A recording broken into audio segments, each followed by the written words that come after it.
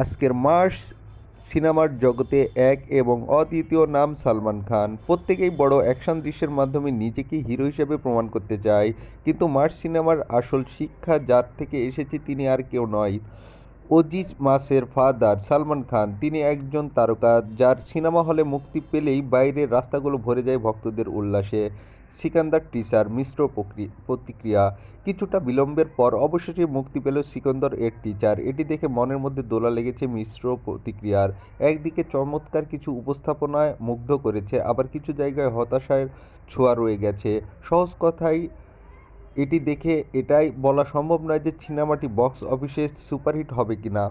সালমান খানের প্রত্যাবর্তন এমনই হওয়া উচিত ছিল যাতে তার গত ৫-১০ বছরের ব্যর্থতা সম্পূর্ণরূপে মুছে যায়।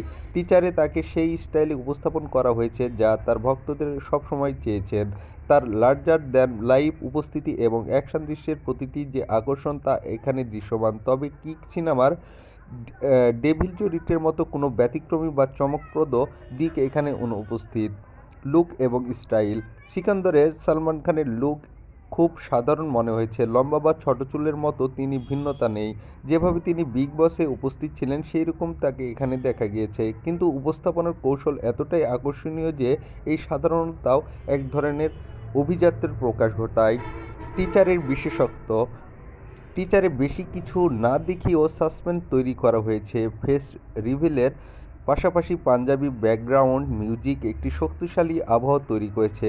শেষে সালমানের ডায়লগ অনেকেই আমার পেছনে পড়ে আছে, শুধু আমার ঘোরার অপেক্ষা, শ্রোতাদের মুগ্ধ করে। তবে অভিযোগ হতে পারে যে টিচারের গতি একটু ধীর এবং সালমান খান কিছুটা ক্লান্ত দেখাচ্ছে।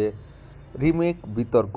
সত্য নাকি কল্পনা? অনেকে বলছেন সিকান্দার রিমেক সিনেমা। বলিউডে রিমেকের জন্য আগেই যথেষ্ট সমালোচনা হয়েছে। টিচার দেখে এখনই নিশ্চিত হওয়া সম্ভব নয় যে সিনেমাটি একেবারে অরিজিনাল নাকি রিমেক।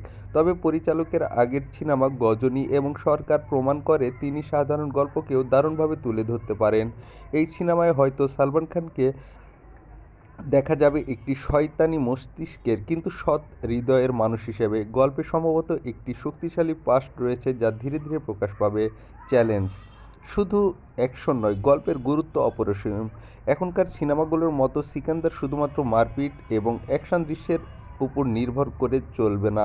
একটি শক্তিশালী গল্প সিনেমাটিকে টিকে রাখার শক্তি দেবে। দর্শকরা কেবল স্টাইল নয়, সাবস্টেন্স চায়। চূড়ান্ত মন্তব্য। সালমান খান কি বক্স অফিস কাঁপাতে পারবে? সিকান্দার টিচার ভালো শুরু করেছে, এটি একেবারে পারফেক্ট না হলেও এর উপস্থাপনা মুগ্ধ করেছে। রিমেকের অভিযোগ তুলে এর কৃতিত্ব কেড়ে নেওয়া ঠিক হবে না। যারা বলছে সালমান খানের কেরিয়ার শেষ তাদের বোঝা উচিত যে তিনি সেই তারকা যিনি তখন মাস সিনেমার রাজত্ব করেছিলেন, যখন কেজিএফ, পুষ্পা বা অ্যানিমেল কোনো অস্তিত্ব ছিল না, কিন্তু এখনও বক্স অফিসের খেলোয়াড়। তোমাদের মতে সিকান্দার টিচার কি পাস নাকি ফেল? সালমান কি এই সিনেমার মাধ্যমে তার গৌরব পুনরুদ্ধার করতে পারবে?